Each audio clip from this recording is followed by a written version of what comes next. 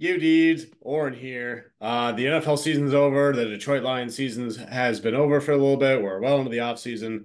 We're all doing mock drafts and all that sort of stuff. But I figured I would take this time to look at one of my videos from last summer where I tried to predict what the Detroit Lions season would look like and see what I got right, what I got wrong, and how close I got kind of in general. So without further ado, let's go watch this video.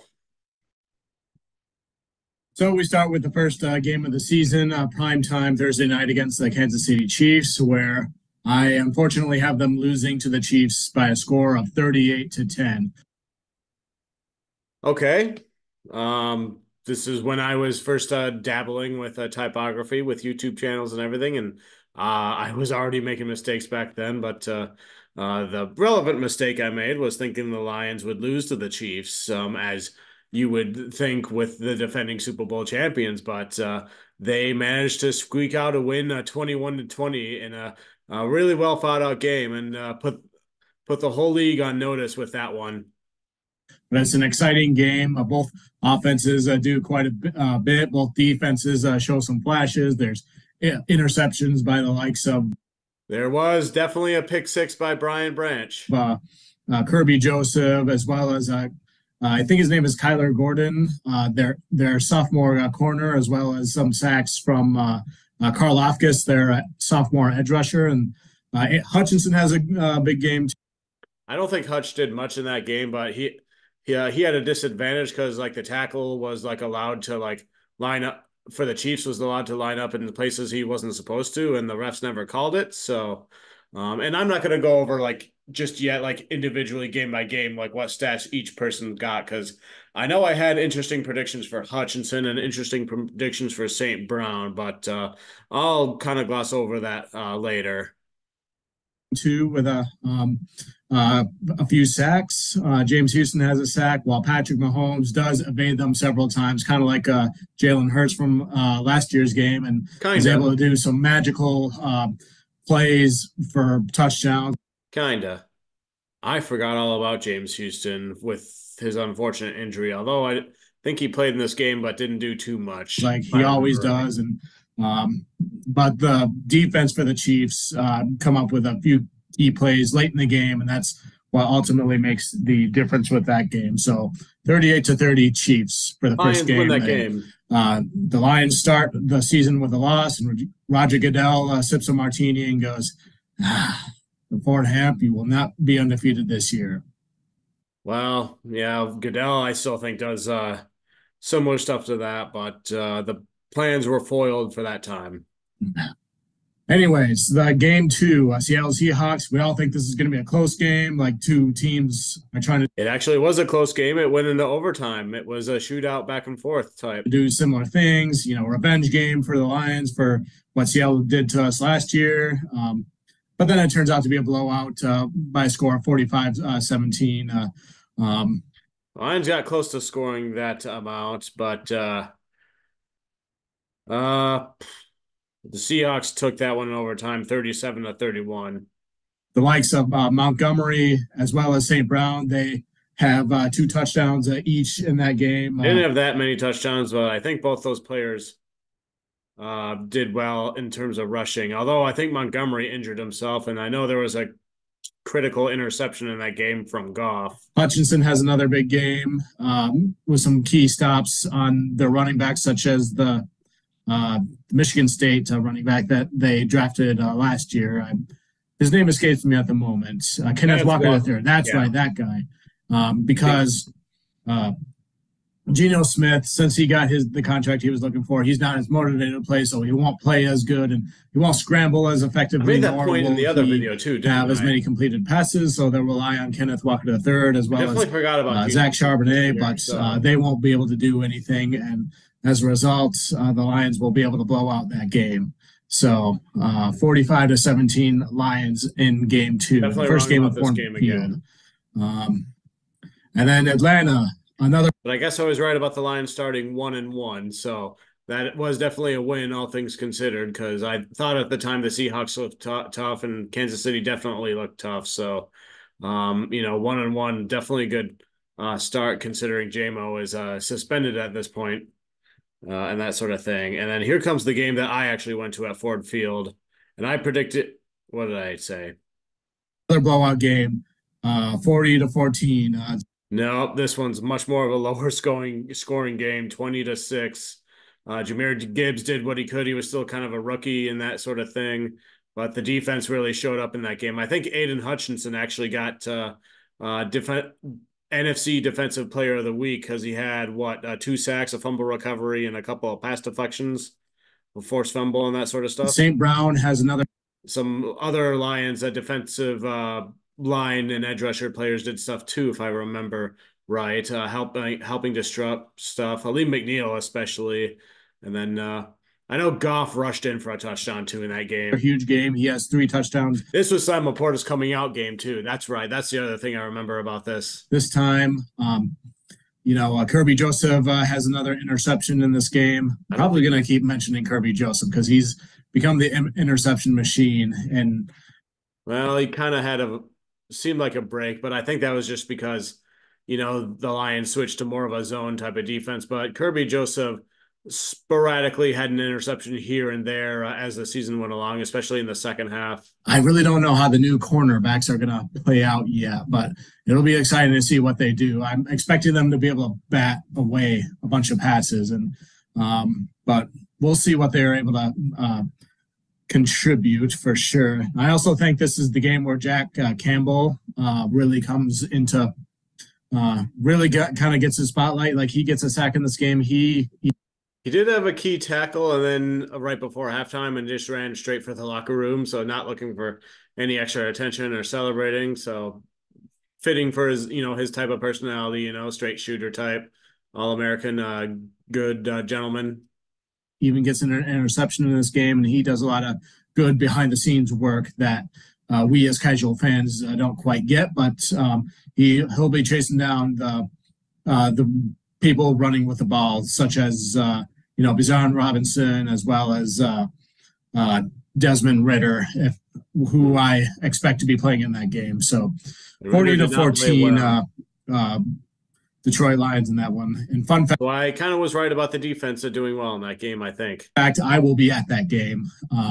So that'll be interesting to see from that perspective how things go. And I'm hoping to get one of those 3 signs that you see them holding up when the Lions are on defense and they have third down. And then I'm going to hang it up as a souvenir for the back wall here. Did I know? So that's my goal with that anyway. All right, 4th game of the season. This is at Green Bay, and this is another primetime game.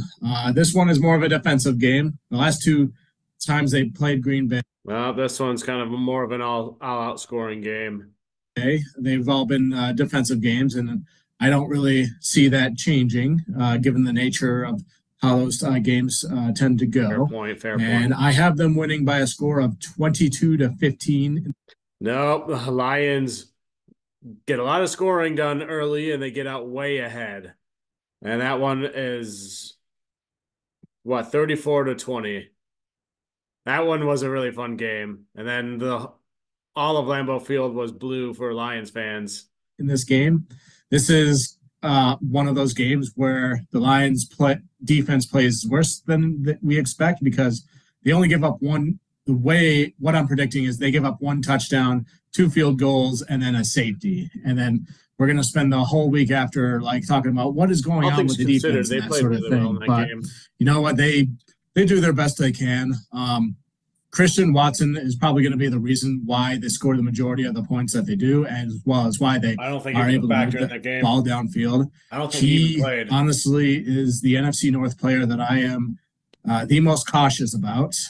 He really came onto the scene in the second half of last season, and I really think he's probably going to be that one player in the NFL that is going to emerge. So he was somebody I wanted the Lions to draft a couple of years ago, but and things didn't work out that way, obviously. But the Lions, get it done. They get ahead when they need to, and their defense, while they play sloppy, they make key stops when they need to, and we get a sigh of relief from that. And St. Brown is the reason why we score the points we do in that game too. So you're going to hear me say St. Brown a lot.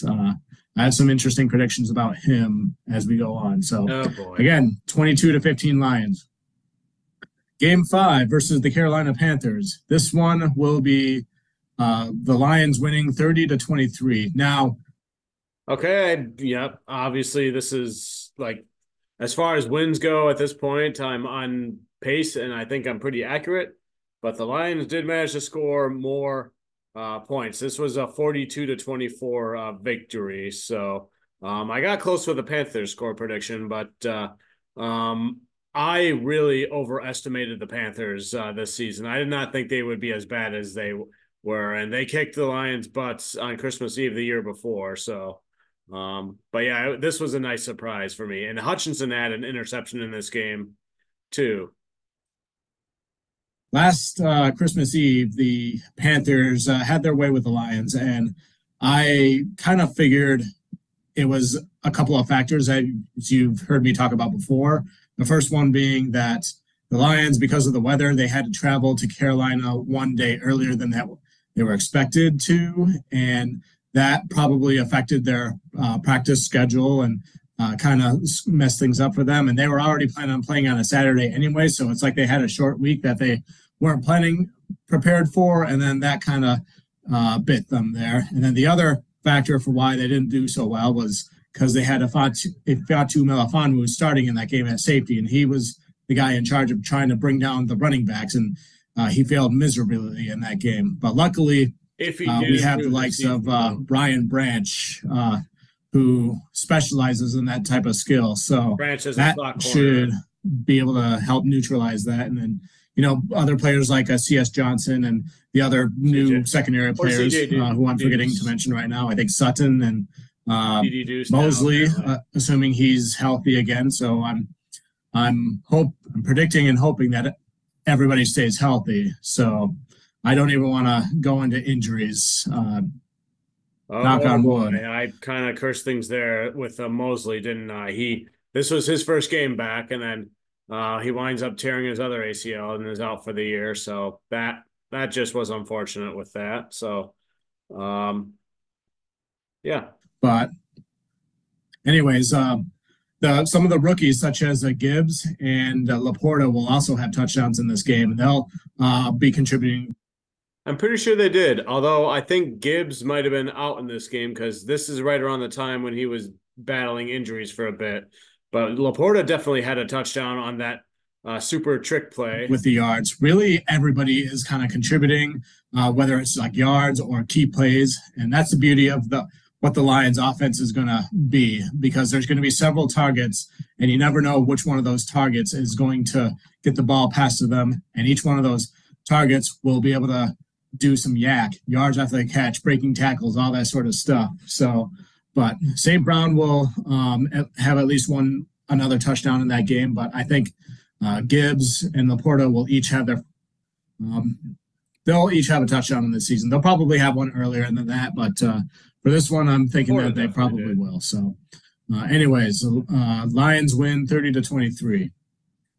Game 6 at the Tampa Bay Buccaneers. This is the one game that the Lions should be able to win. I know where this is going. If they're as good as I think they're going to be, then it should be a blowout win. And honestly, I really underestimated the Bucs this season. So I remember with this one, I'm gonna look really stupid for this one, but I mean the win was still there, but I forgot how good the Bucs defense was still. So don't laugh at me too hard. It was a bit of a revenge game for me against Baker Mayfield, because if you remember last Christmas, he was playing for the Rams, and he clobbered the Denver Broncos. The Rams represented the Lions draft pick, while the Broncos represented the Seahawks pick. So if Baker Mayfield didn't help them win, the Rams win that game, Denver Broncos win that game, then the Lions would have been ahead of the Seahawks in that this past draft. They would have been able to draft the cornerback, the Witherspoon, out of Illinois instead of the Seahawks. So never over the Witherspoon pick. Still a little bitter about that, but you know what? What's done is done. And I blame Baker Mayfield for it. And the score I'm predicting in this game will be 49-6. Yeah, it was more Montgomery like, and hey, I got the Bucks score right, at least in this game. And Goff did win NFC Player of the Game for Offensive Player of the game week for this game because he had 350 passing yards or so.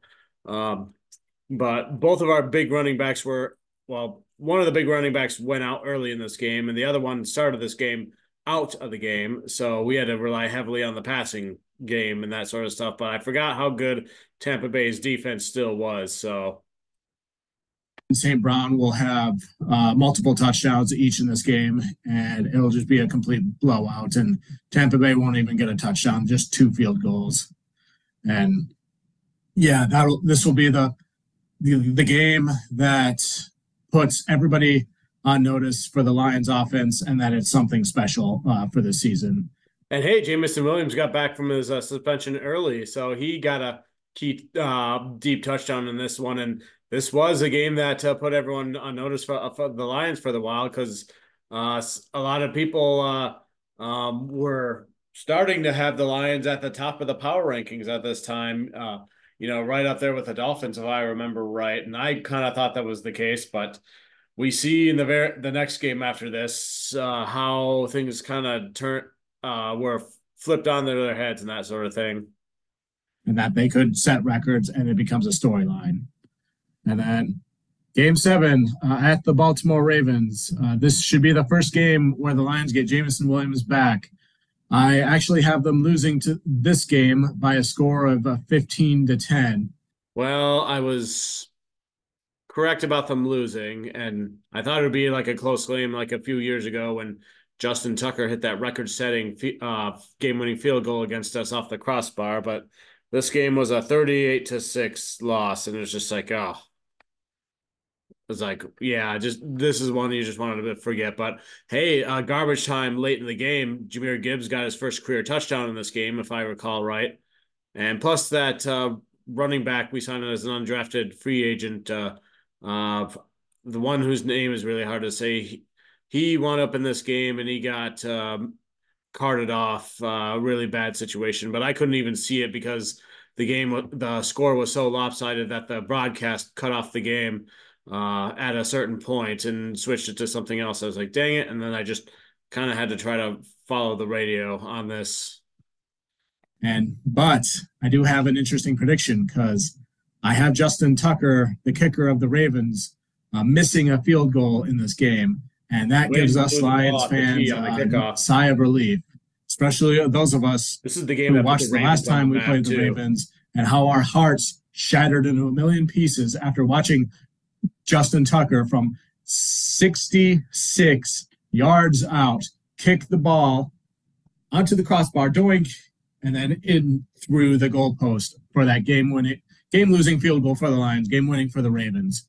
But we feel relieved when we see him miss a field goal, so it feels a little bit more like a win, but still it's really a loss because Baltimore Ravens, even though it's all about Lamar Jackson, they have some other weapons on offense that kind of keep them in the game. But I think Baltimore's defense with the likes of Kyle Hamilton, they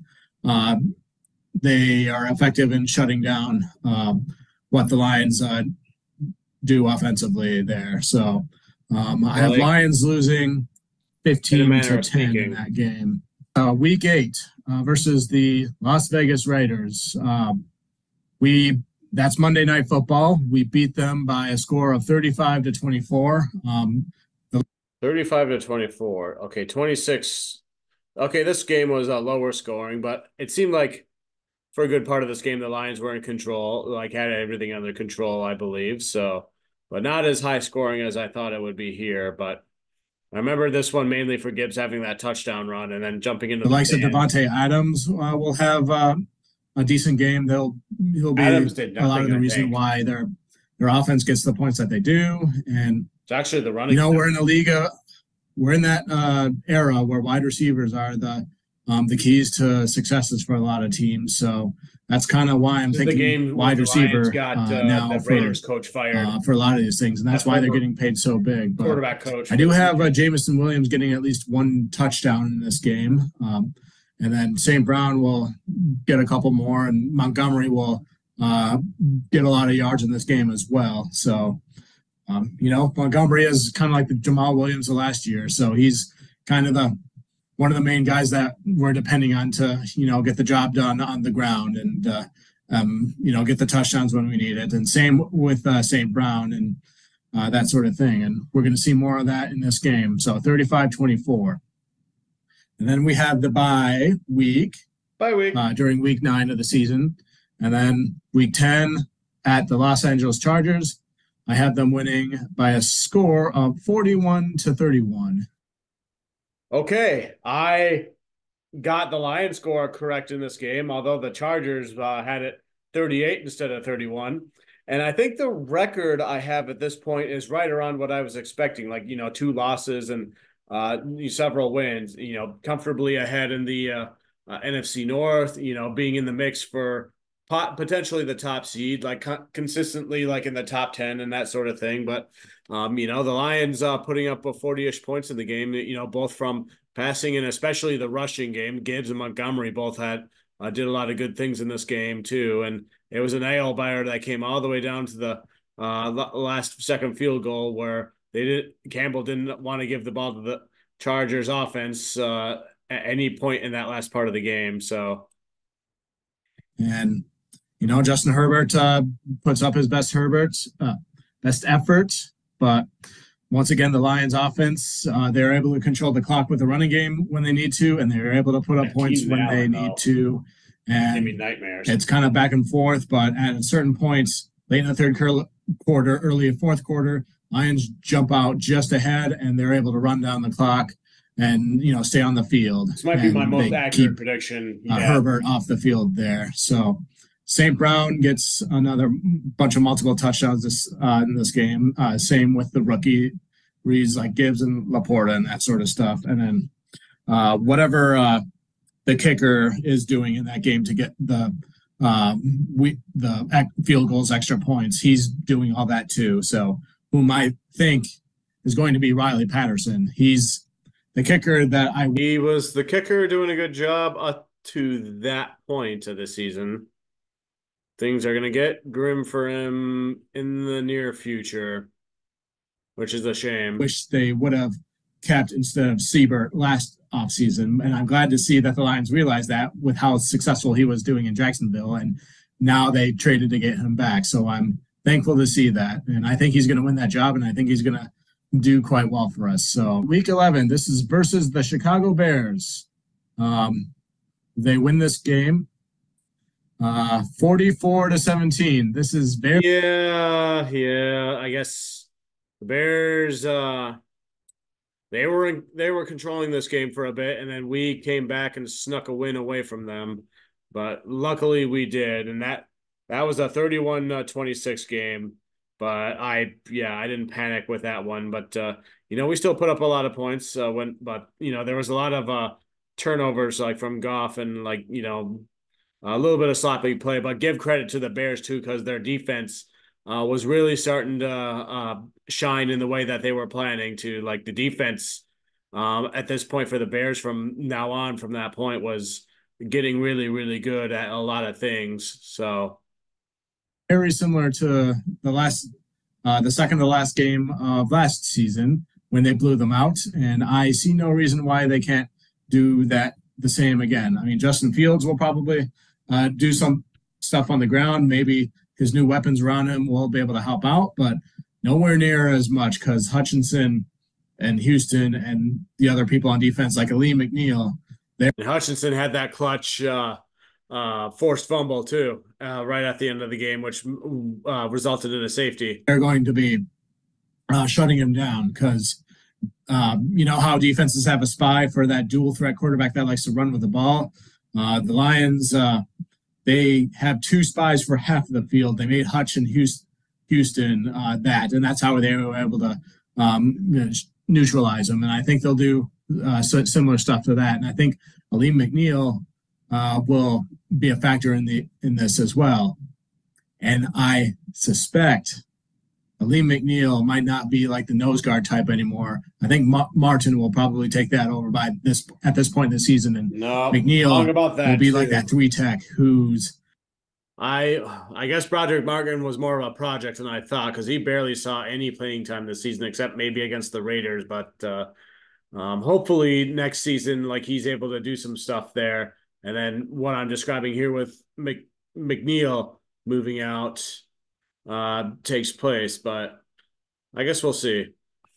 job is to, not to necessarily to stuff the run anymore, but to get after the quarterback. And I think he will be successful at that. Think back to when we drafted Lee McNeil and how good we were able to see him, how good he was at being quick. He's a former center fielder in college.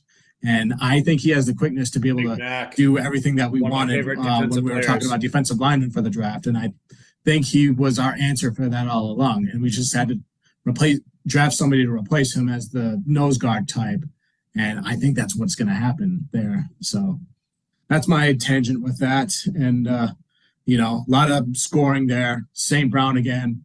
At this point in the season, St. Brown is in the national media talks for potential MVP because he's doing that good at scoring touchdowns and making key plays. And he's getting up there in points and that sort of thing. He's becoming the star of the Lions offense, which the Lions offense is already getting people talking about one of the best of all time. And St. Brown is the star that's making it happen. And that's what everybody's talking about at this point in the season.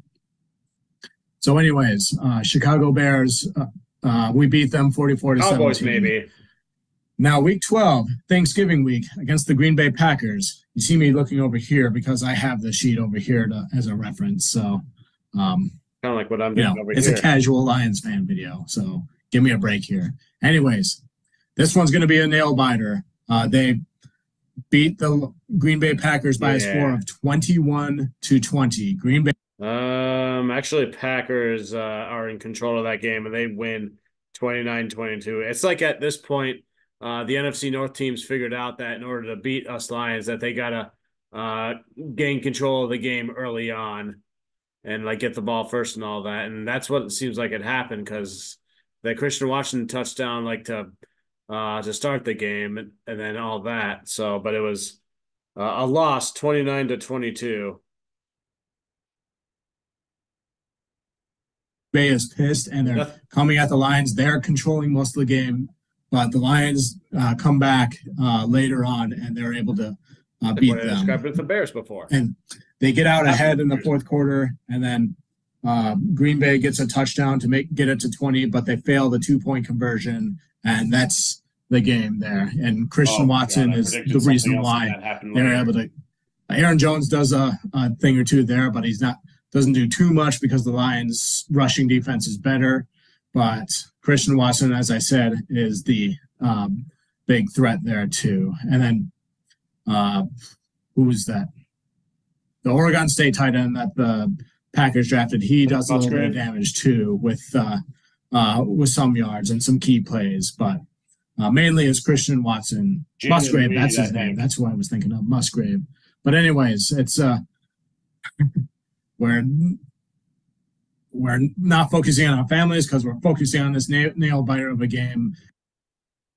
Well, I definitely ate my own words in that one because I actually went to a Packers bar dressed in Lions gear thinking that would happen, but it didn't. And the score winds up being, like I said, a 21-20. Lions win. And then week 13, they head to New Orleans. This is where they see Jamal Williams, and this is where, like, Dan Campbell's homecoming, so to speak, to New Orleans, even though Sean Payton isn't there, and I'll talk about him in a minute. Well, I guess Jamal Williams barely did anything this season, let alone this game, unfortunately, but And I have them winning this game 38-27. 38-27.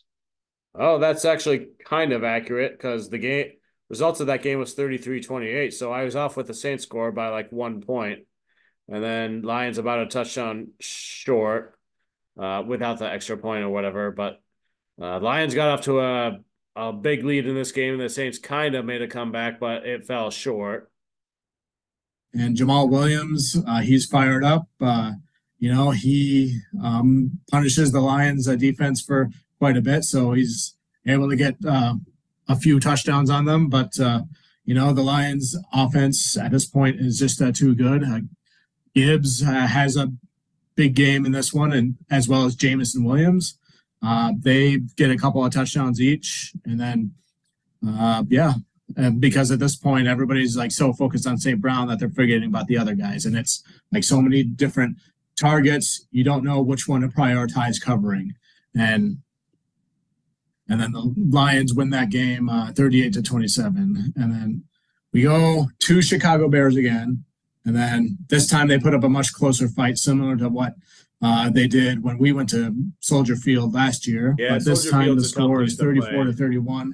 Justin Fields. I was going off the last time they had played there, like a couple of seasons ago or whatever, where it was an extra point that decided the game. But yeah, the Bears were in control of this one again, and they played really well against us again. And they beat us this time, 28-13. So yeah.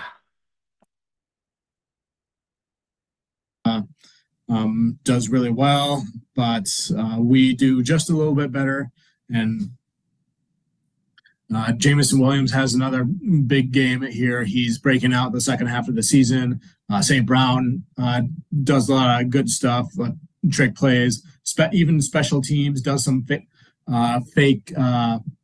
trick plays and that sort of stuff, and that helps during key situations. And the Lions win that one 34-31. Now, week 15 versus Denver Broncos at home. This is where Dan Campbell meets up with Sean Payton, who he was coaching under as the assistant coach with the Saints for 5 years. I think this is the trap. There's going to be a psychological thing going on where Sean Payton gets inside Campbell's head. I hate to say it, and he's just going to outthink him and outsmart him throughout the entire way. And the Denver Broncos will beat the Lions 38-22. Nope, that did not happen. Actually, it was 42-17. Lions won, and I missed it. But this is where the Lions' funk and their losing streak or whatever kind of came to an end. But I thought this might have been a trap game, but luckily it wasn't. So. And actually, Jared Goff threw 5 touchdown passes in this game, one of which St. Brown did a flip to get into the end zone. So that was definitely good. That was good. I forgot to mention St. Brown had 156 yards in the Chargers game, which I think got him the game ball in that game. And then, St. Brown, I keep talking about him, how he has multiple touchdowns in all these games, how he's an MVP candidate and everything. But I looked it up. St. Brown had no more, no less than 1 touchdown in 10 of the regular season games. But still a lot of yards, though. In fact, he ranked second or third? Third in the National Football League in yards and 1,515. But I'll talk about that stuff later. But oh, yes, this is the thing I was predicting. I predicted with the Broncos that they would start off slow and then they would turn it around after they benched Russell Wilson halfway through. But turns out they benched Russell Wilson in the before the final 2 games of the season, and this game was kind of the beginning of the end in terms of Russell Wilson there when Sean Payton was yelling at him after a controversial call with the refs or something. So something like that. And hot take.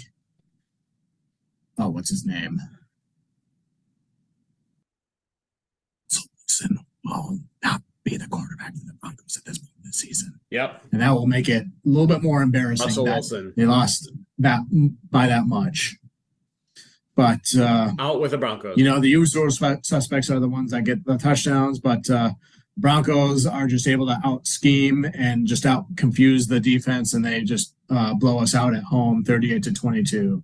And at this point, the Lions record is 11-3, and they're one of the top teams in the so 11-3 was what I predicted at this point, but it was 1, 2, 3, 4.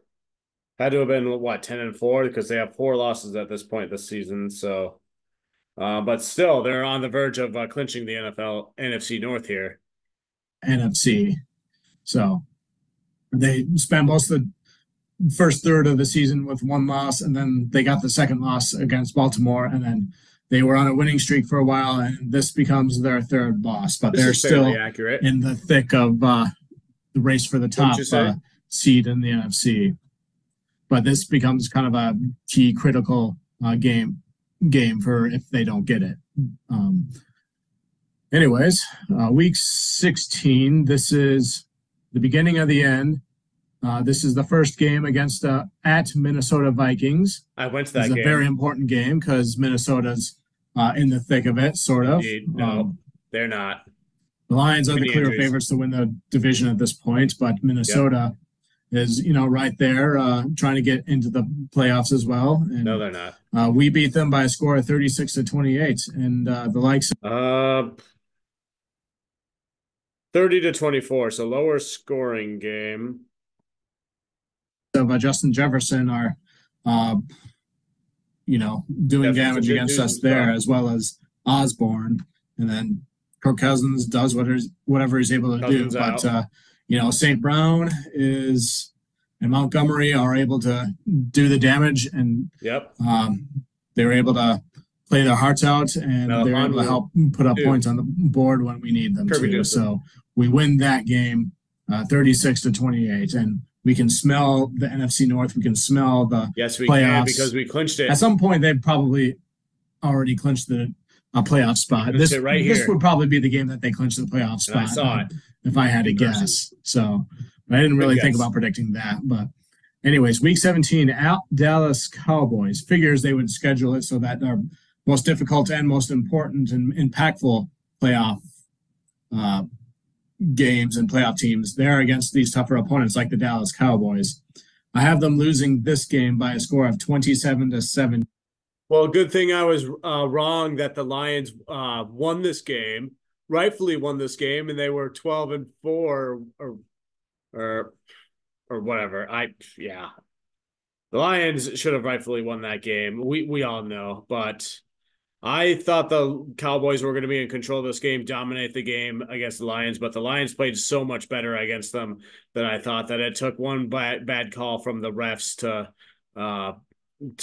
the Cowboys to have to beat us. But the Lions really impressed me there. They could go toe to toe with any other playoff team, and they proved that there. So 2019 Cowboys winning was the score there. Should have been 21-20, just like the victory against the Chiefs.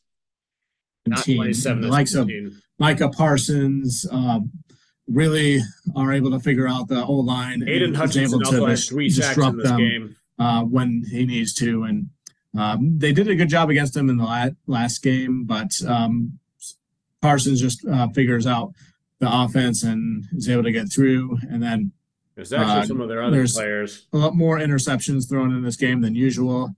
I can't think of their receiver also had a good game. Star quarterback from the Cowboys at this time. I want to say Diggs, but I could be wrong. That guy's out. But he has a big game against us there. For the season.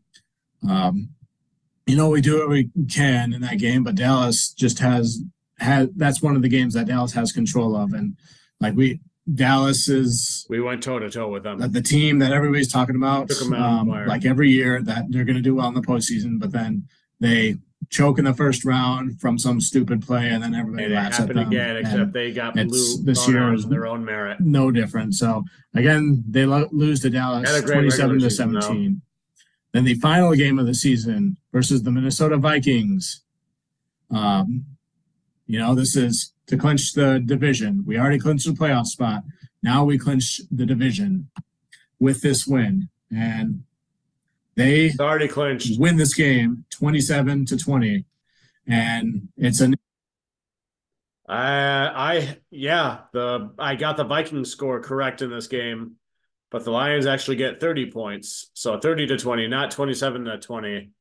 But the Lions decide to start their guys, and St. Brown or Laporta gets injured in that game. But I think it's hard to tell. because you want to keep the rhythm going with a lot your best players heading into the postseason. But considering they wound up beating the Rams by 1 point in that first playoff game, I guess that in hindsight it turned out to be the right call to not rest your starters and all that.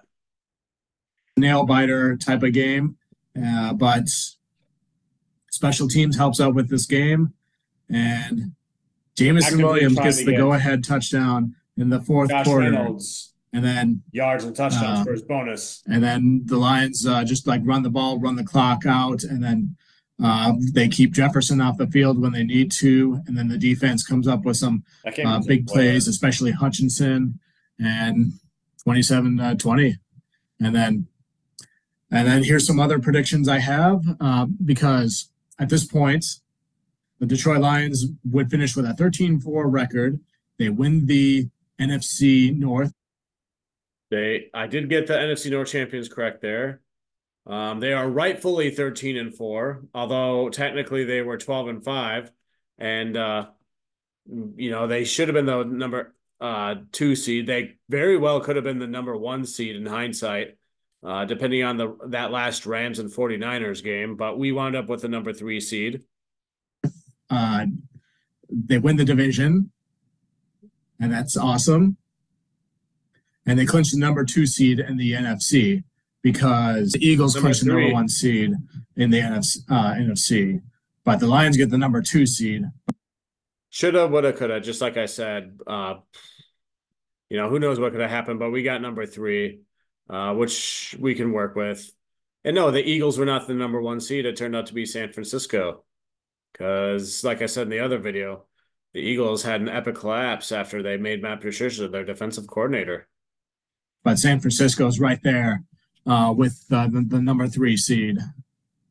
And then the Lions actually finish this regular season with 541 points. Nope, they actually finished with 461 points. So probably about 80 points less than what I had thought. And that 461 points ranks 5th in the NFL. And then for context, the Dallas Cowboys led the league in points scored this season with 509. So I knew the Lions offense would be good, but apparently I thought they were going to be way too good, better than what they were. But the Lions offense was still really good. And we had won in a lot of high scoring shootout type of games with high scores there. So I think in general, as far as that goes, I was pretty accurate. Which is the most points a team has scored in a regular season since Kansas City in 2018 when they scored 565 points. So that's a big accomplishment for the Lions offense there. And then they only give up 300 and shouldn't say. All right. So I predicted that they allowed 391 points. 395 was what they actually gave up. So I was very, very close in terms of their defense, how many points they gave up. And that 395 ranks 23rd in the NFL.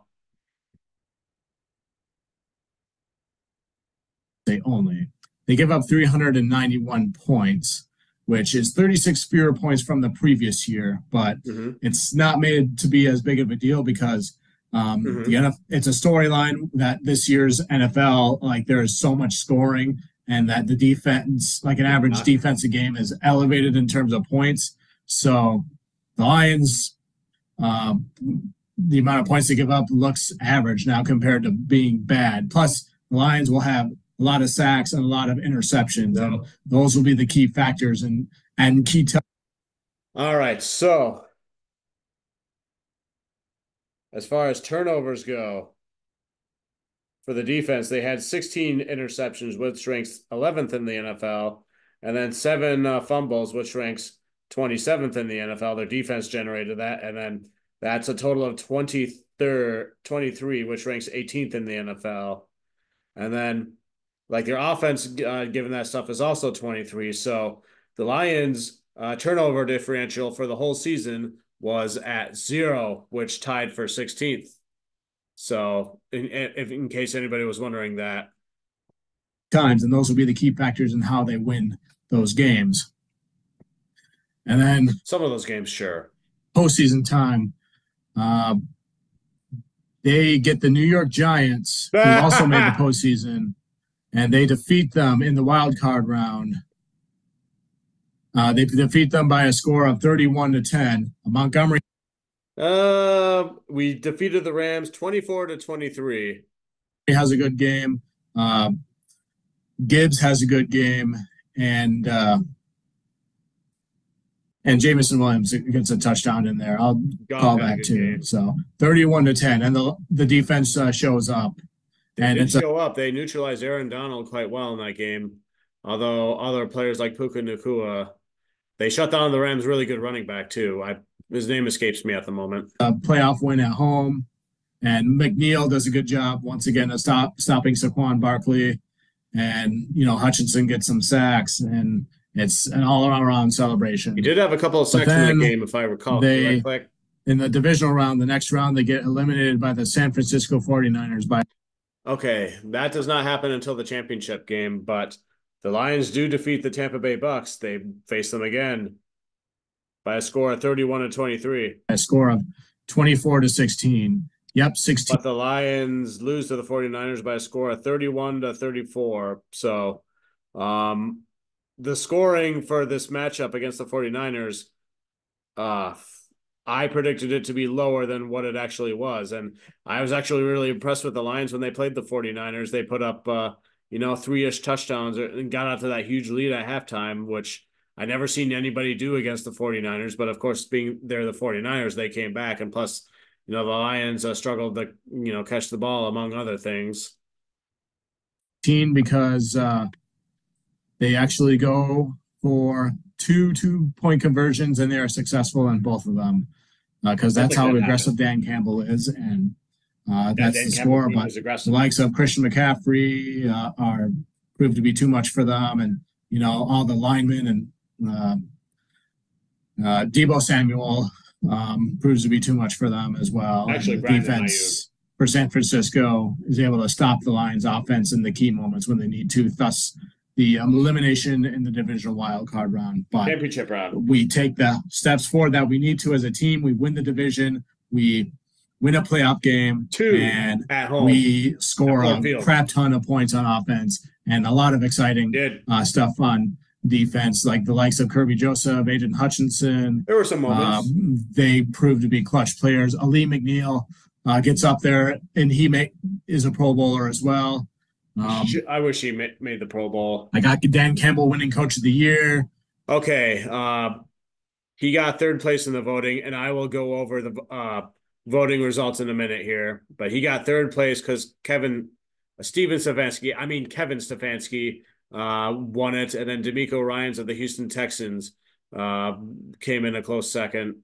Stefanski coaches for the Cleveland Browns, by the way. As well as Aiden Hutchinson winning defense.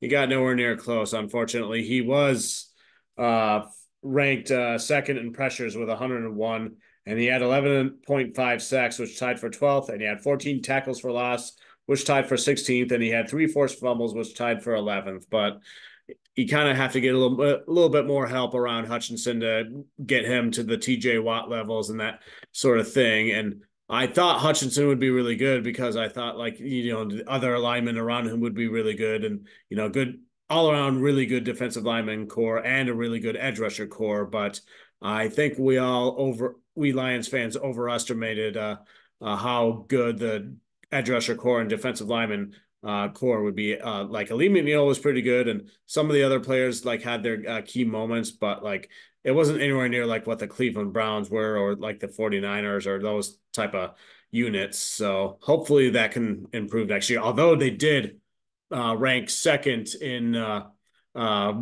stopping the run, fewest rushing yards. So that is an improvement, and that is an important thing to be able to stop because that's how you kind of set things up. And then, first step stopping the running game is what they always say. So, but yeah, Hutch made a lot of good steps forward this year, and he did make the All-Pro. And I saw him in the tug of war. He basically carried his team as basically in the front as he just yanked the other side like towards the loss, like right there. That was the one I watched that, and I watched the Laporta punt catch thing, and that was pretty much it. I gotta see some of the other stuff, but yeah, Hutch did a lot of good things, had a lot of steps in the right direction this year. Hopefully, we can build more of a supporting cast around him, and hopefully, he can get up to those elite levels. Because I know Hutch was saying that like he thinks sacks is an arbitrary statistic or whatever, but whenever he talks about like other players at college level, he always brings up their sack numbers. So maybe he's downplaying it, or um, so I guess we'll see, because I hope Hutchinson gets more sacks, because a pressure on a quarterback is useless if the press quarterback gets away and scrambles for a first down. You want to be able to finish the tackle for loss and finish the sack, and then stop the defense in its tracks, as opposed to just putting pressure on him if he's just going to scramble and get another first down or a touchdown. It's a player of the year, not just rookie, but defensive player of the year. And then Amon-Ra St. Brown, with how he and Montgomery are responsible. No, he's nowhere near the Tyreek Hill level, unfortunately, like I was hoping. But he had a really solid year. He was one of the best wide receivers this year. He had 119 receptions, was tied for second in the NFL. He had 1,515 passing yards, which ranked third in the NFL, and he had 10 touchdowns, which tied for fourth among wide receivers, I believe. So, yeah, he had a lot of really good games, and I thought he was really consistent for us. I thought he was really dependable, like especially like catching the ball across the middle for like the first down or for the big gains, like really reliable in that way. So it's he should have been.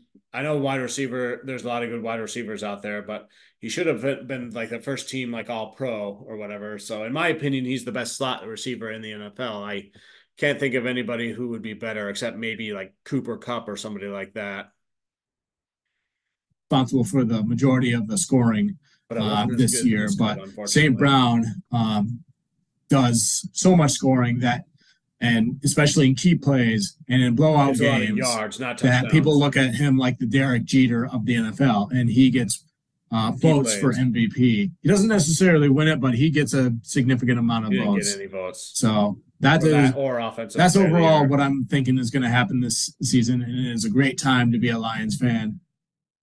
But let's go over the awards real quick. NFL MVP voting. I see nobody from the Detroit Lions in the top 10. Anybody who would get votes or points, voting points. Like, hopefully you guys know how the voting system works. First place vote is worth a certain number amount of points. Second place or runner up is worth a lesser amount, so on and so forth. I can't remember the name of the system, but yeah, the point is Detroit Lions are not on there for that. You'd think Jared Goff, but nope. Offensive player of the year voting. Nobody from the Lions there in this top 8. There's only 8. I guess only 8 players received votes there. NFL AP Defensive Player of the Year voting. No sign of Hutchinson or any Detroit Lions players there. AP Offensive Rookie of the Year voting. So CJ Stroud and Puka Nacua up there at the top. There's Sam Laporta with 40 points from votes, and then Jahmyr Gibbs gets 4 points. So they were 3 and 4 respectively. Defensive Rookie of the Year, 1, 2, 3, 4, 5th. Brian Branch got tied for 6 points from the voting there, so that's good to see. I know he had a little bit of injury early on in the season, but he did a lot of good things. Comeback Player of the Year, nobody in Detroit's there. AP Coach of the Year voting. Here's Dan Campbell at number 3. He got 33 points total, so Kevin Stefanski won it with 165. Oh, wow. It's like a tie. It was very close, but he got one more first place vote than DeMeco Ryans. And then there's Dan Campbell there at third. So Dan Campbell coached well enough to win it. It's just like, Stefanski made the playoffs with a bunch of injuries on offense and 4 different quarterbacks he had to choose from. And DeMeco Ryans in his first year, he took the Texans from one of the worst place worst teams, bottom of the division record to division champions. Then, but you have a good quarterback to work with that, and a good edge rusher, Will Anderson Jr. to help with that. So, but yeah.